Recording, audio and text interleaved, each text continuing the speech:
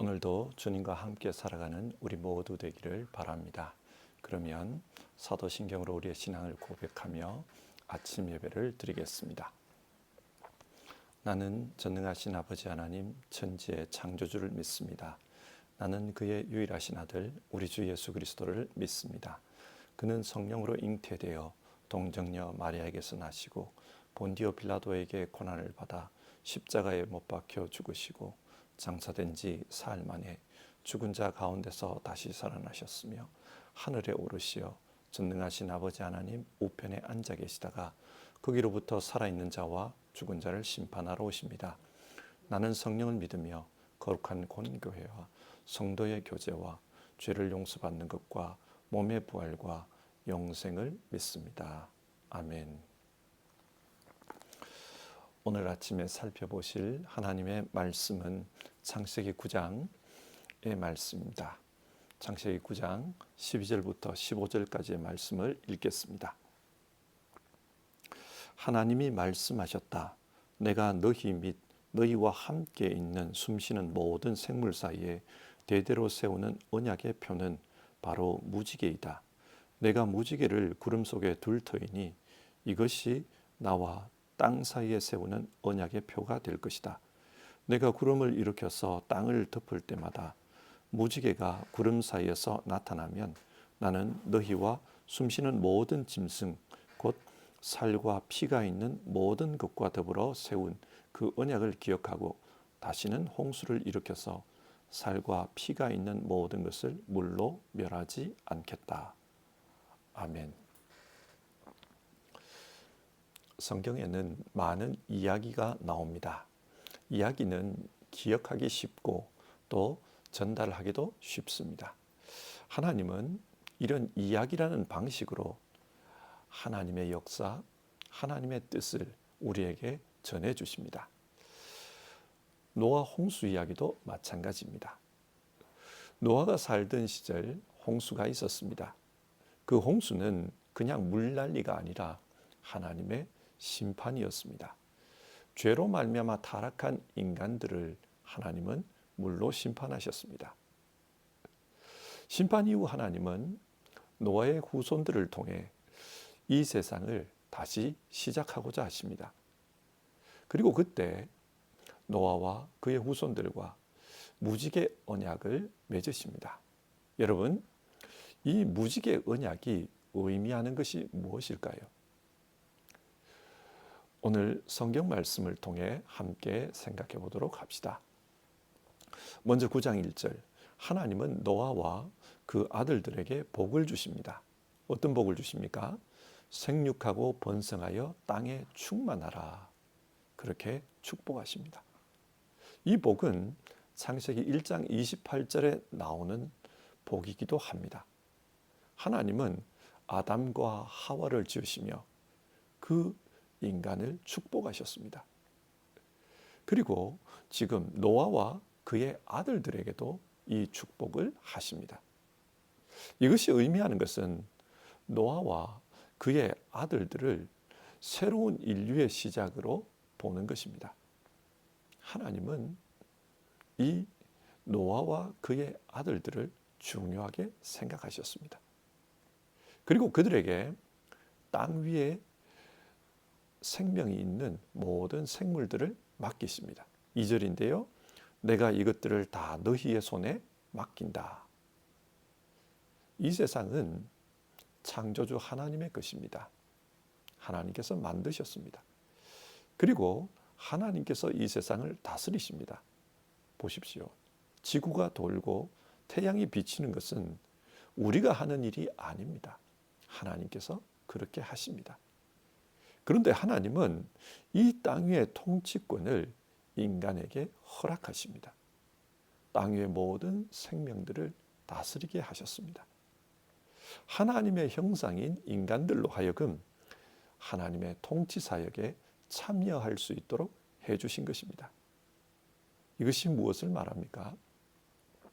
그만큼 하나님은 인간을 사랑하십니다.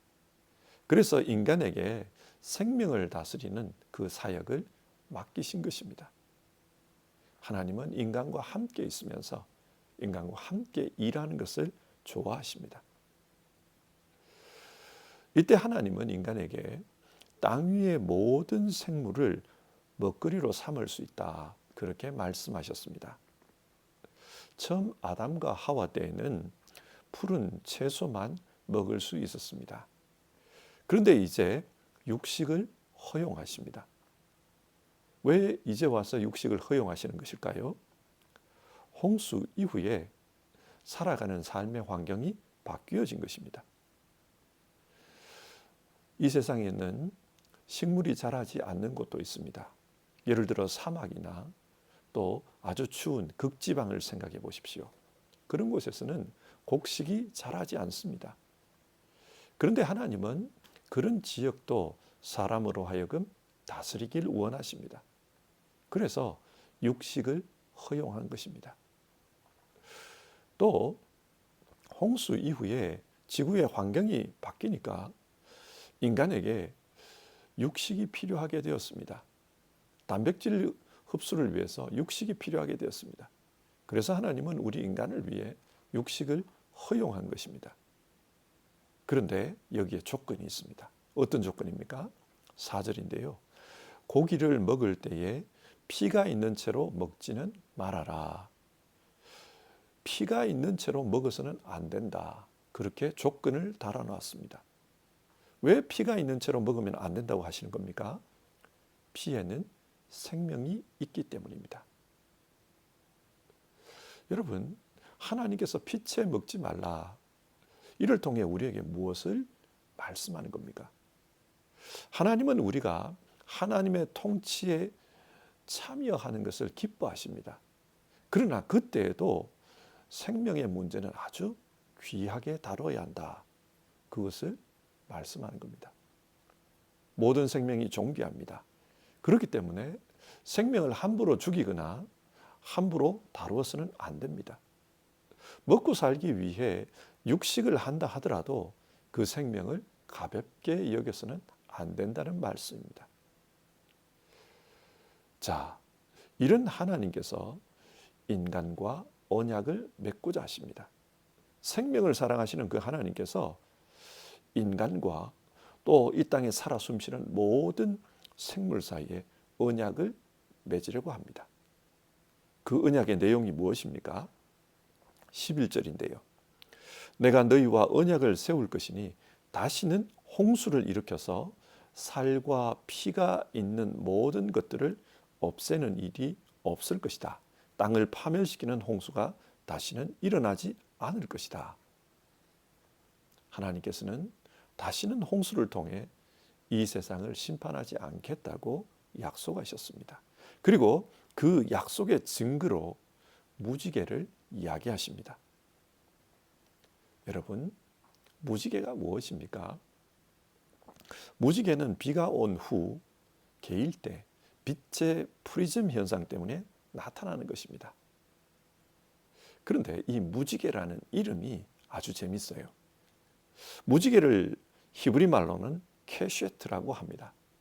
이 케쉐트는 원래 활을 가리키는 단어입니다.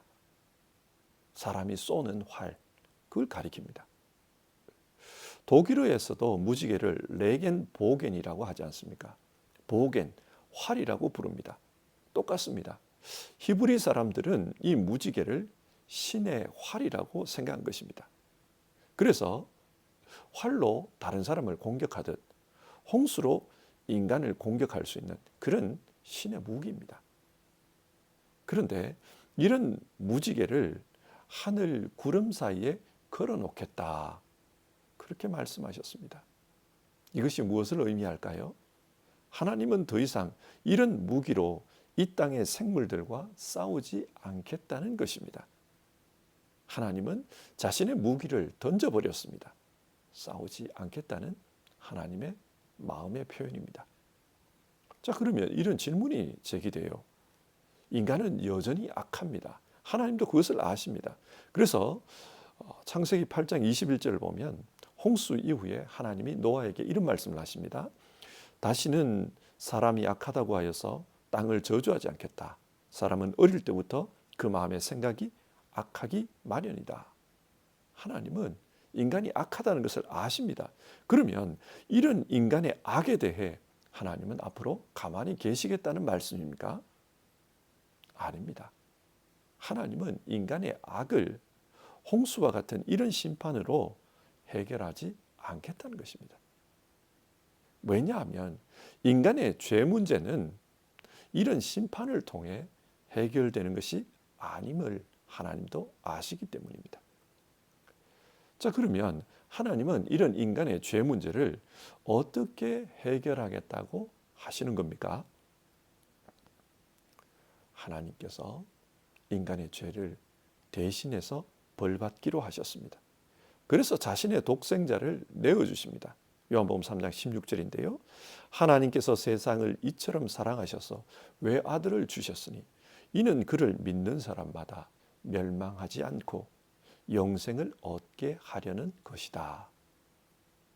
하나님의 아들께서 이 땅에 오셔서 죄인 대신에 인간의 죄 문제를 담당하십니다. 그러니까 우리는 무지개를 볼 때마다 주님의 이 십자가를 생각할 수 있어야 합니다. 하나님께서 우리와 싸우지 않기 위해서 자신의 활을 저 하늘 구름 위에 던져버리셨구나. 우리의 죄 문제를 이제는 하나님이 직접 담당하시려고 하시는구나. 우리는 이 무지개를 보며 십자가를 생각할 수 있어야 합니다. 하나님은 이 무지개를 통해 자기 자신의 결심을 우리에게 나타내신 것입니다. 이어서 18절 이후의 말씀을 보겠습니다. 18절 이후에는 홍수 이후에 노아와 그의 아들들이 살아간 모습을 소개하고 있습니다. 어느 날 노아가 포도주에 취해서 실수를 하고 말았습니다. 이 당시 노아는 그 집안을 대표해서 하나님께 제사를 집전하던 제사장입니다. 하나님께 예배드리는 그런 사람입니다. 그런데 그런 분이 큰 실수를 하고 만 것입니다. 포도주에 취해서 벌거벗은 채로 자신의 장막에서 잠자고 있었습니다. 이게 뭘 말합니까? 인간은 불완전한 존재라는 것입니다. 하나님께서 새롭게 시작하셨지만 여전히 이런 불완전한 모습이 있습니다. 하나님이 선택한 노아 역시도 불완전한 존재였습니다. 하나님은 아담과 하와가 벌거벗은 것을 수치스러워할 때 어떻게 반응하셨습니까? 하나님은 짐승의 가죽으로 옷을 만들어 주셨습니다. 그 수치스러운 부분을 가려 주셨습니다. 이 수치스러운 부분을 덮어주는 것, 이것을 문자적으로 보면 속죄라는 말과 연관이 있습니다. 하나님께서는 인간의 죄를 덮어주십니다. 부끄러움을 덮어주십니다. 그런데 노아의 아들인 함은 어떻게 반응했습니까? 아버지의 수치를 남들에게 퍼뜨리고 다녔습니다. 하나님의 행동과는 반대로 행동한 것입니다. 이런 행동은 마귀가 하는 짓입니다. 마귀는 인간의 약점을 물고 늘어집니다. 그리고 이 약점을 세상에 퍼뜨립니다. 이 일로 말미암아 함은 저주를 받습니다. 그런데 성경을 읽어보면 함의 아들 가나안이 저주받는 그런 내용이 많이 나와요. 왜 잘못은 함이 했는데 가나안이 저주를 받을까? 아마도 이 수치를 발견하고 또 퍼뜨리는데 가나안의 역할이, 함의 아들 가나안의 역할이 컸던 것 같습니다. 자, 생각해 보십시오. 이렇게 노아의 수치가 사람들에게 소문나면 이후 하나님을 섬기는 노아의 권위에 있어서 얼마나 큰 타격이 있겠습니까? 함은 이런 것을 고려하지 않았습니다. 그저 아버지 노아의 수치를 보며 낄낄거리고 있었던 것입니다. 반면 셈과 야벳은 다르게 행동합니다. 그 아버지의 수치스러움을 몰래 덮어줬습니다. 이들은 하나님을 본받아 행동한 것입니다. 그래서 셈이 축복을 받는 내용이 나옵니다. 여러분, 이것이 우리에게 무엇을 교훈합니까? 인간의 연약함과 죄악의 강력함에 대해 말하고 있습니다. 하나님은 의인 노아를 통해 세상을 다시 시작하고자 하셨습니다. 그런데 그 의인 노아 이후에도 세상에는 악한 이들이 있었다는 것입니다. 노아의 후손들의 족보가 기록된 창세기 10장을 보면 노아의 후손 가운데도 악한 이들이 등장합니다. 여기서 질문이 듭니다. 의로운 사람을 통해 새롭게 시작했는데 왜 악한 이가 출현하는가? 악은 인간의 내면에 있습니다. 그래서 노아를 통해 새롭게 시작해도 악은 여전히 인간의 내면 가운데 존재합니다. 악은 인간의 힘으로 극복될 수 있는 그런 것이 아니었습니다. 자, 그러면 우리는 어떻게 살아야 합니까? 이렇게 강력한 죄성이 역사하는 가운데 우리는 어떻게 살아야 합니까? 앞에서 말씀드린 것처럼 답은 하나님께 있습니다. 하나님께서 우리 대신 우리의 이 악의 문제를 담당해 주시는 것 외에는 다른 해결책이 없습니다. 그러므로 우리는 하나님을 믿고 살아야 합니다. 그런데 하나님을 믿는다는 것이 무엇입니까? 그것은 하나님을 본받아 살아가는 것입니다. 인간의 죄를 덮어주신 하나님처럼 다른 이들의 허물을 덮어주는 그런 삶을 살아야 합니다. 이걸 다르게 말하면 하나님께서 우리를 사랑하신 것처럼 우리도 이웃을 사랑하며 살아야 합니다. 그것이 하나님을 믿고 따르는 사람들의 삶의 방식입니다. 자, 오늘 말씀을 정리해 봅시다. 창세기 9장은 무지개 언약과 또 이 언약 이후 인간의 삶에 대해서 말씀하고 있습니다. 하나님은 이 무지개 언약을 통해 하나님께서 우리의 문제를 담당해 주시겠다. 십자가 구원에 대한 그 결심을 미리 보여주고 계십니다. 인간 스스로 이 죄 문제를 해결할 수 없기 때문에 하나님께서 문제를 해결해 주시겠다. 우리에게 그 하나님을 믿고 살라고 하십니다. 자, 그러면 하나님을 믿고 산다는 것이 구체적으로 어떤 것입니까? 그것은 하나님을 본받아 사는 것입니다. 하나님은 그것을 노아의 아들들 이야기를 통해 우리에게 말씀하고 있습니다. 세상에는 누군가의 허물을 덮어주는 이가 있습니다. 반면에 누군가의 허물을 퍼뜨리는 이도 있습니다. 사람은 혼자 살지 않습니다. 사람과 함께 살아갑니다. 이 가운데서 믿음으로 사는 것, 그게 중요합니다. 만약 혼자서 신앙한다면 그것도 힘든 일이지만 그래도 상대적으로 쉽습니다. 예를 들어 정결한 삶을 위해 자신의 경계를 만들고 마치 수도원에서 살아가듯 다른 사람과 접촉을 최소화한다고 한번 생각해 봅시다. 다른 사람을 만나지 않으면 죄 지을 기회도 그만큼 줄어들 것입니다. 입술로 죄를 짓지 않기 위해서 다른 사람과 말을 하지 않고 눈으로 죄를 짓지 않기 위해서 다른 사람을 보지 않으면 죄를 지을 기회가 조금은 적어질 것입니다.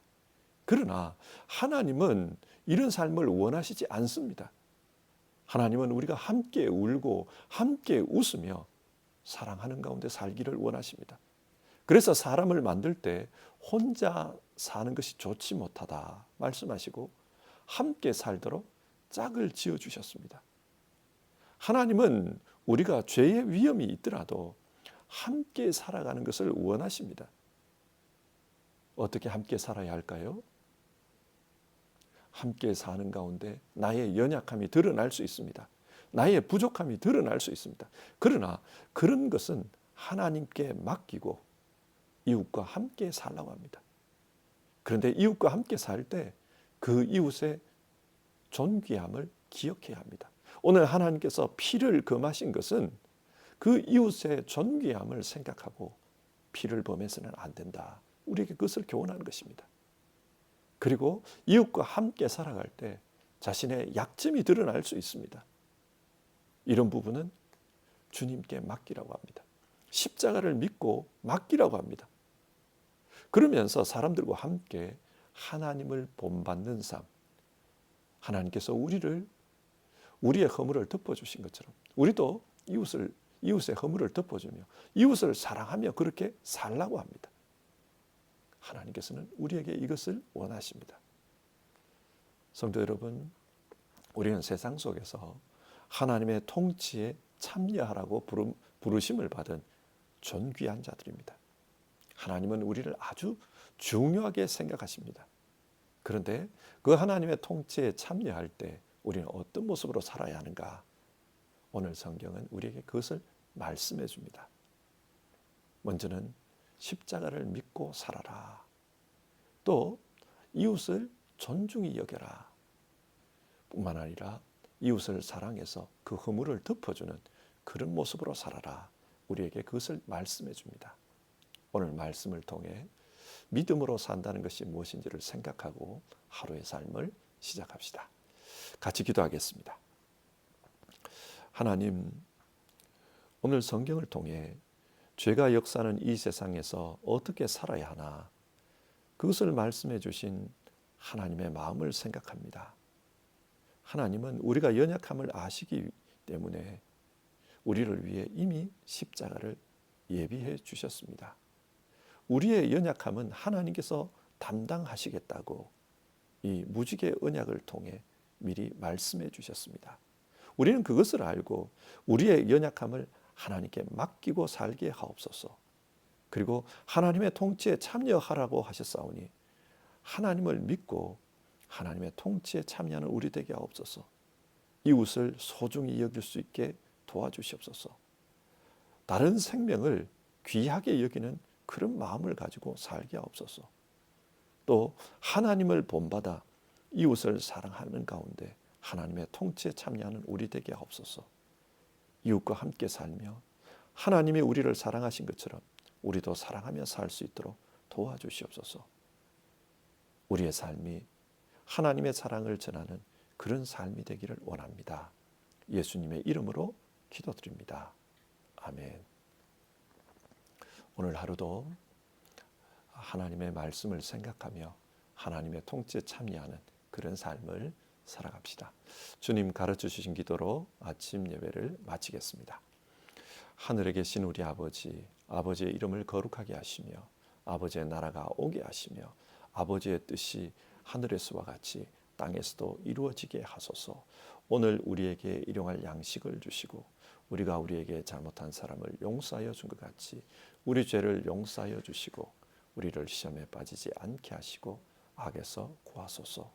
나라와 권능과 영광이 영원히 아버지의 것입니다.